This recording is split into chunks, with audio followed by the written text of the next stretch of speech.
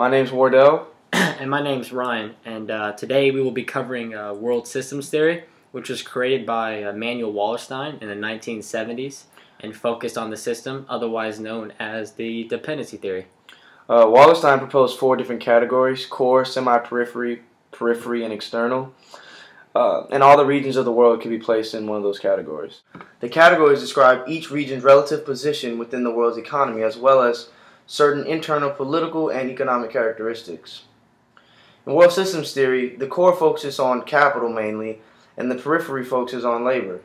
That's a good example you brought up, Wardell, using capital as the core and labor as the periphery, because Karl Marx explained with his Das Kapital, saying that how capital used to exploit labor, which is kind of like what core does, exploiting the periphery, which makes the periphery dependent upon the core. A good example of this is industry is used for core as the example, and labor as the periphery, and how industry uses labor for its products or agriculture for its products, and then so only agriculture has to depend upon industry, where industry is making all the money and agriculture is making very little, still leaving it dependent upon industry. So basically, core regions are benefiting the most from the capitalist world economy. Yeah, that's exactly.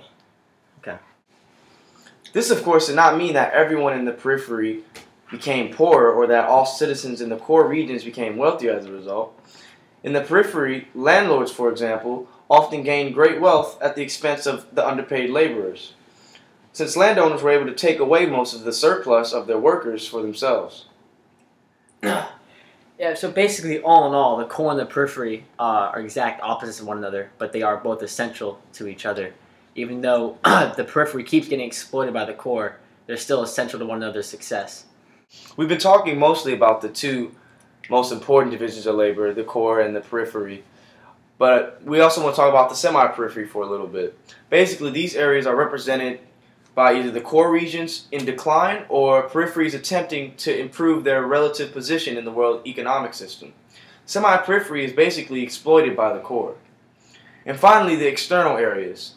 These areas are maintained by their own economic system, and for the most part are managed to remain outside the modern world economy.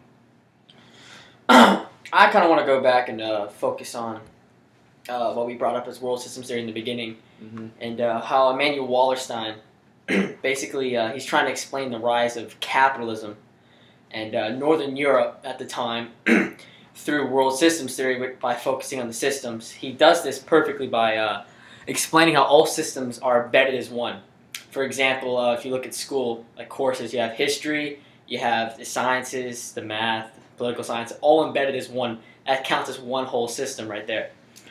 And an example of world systems theory in action, if you haven't already got it in the real world, you can look no further than Syria and how the war is going on over there, the civil war. The United States wants to end that war because we want peace in the Middle East. Peace in the Middle East gives us more oil, and so that's our main goal, and we'll do anything to get that. And that's a good example, and that's basically everything summed up about world systems theory. Thank you for listening, and have a great day.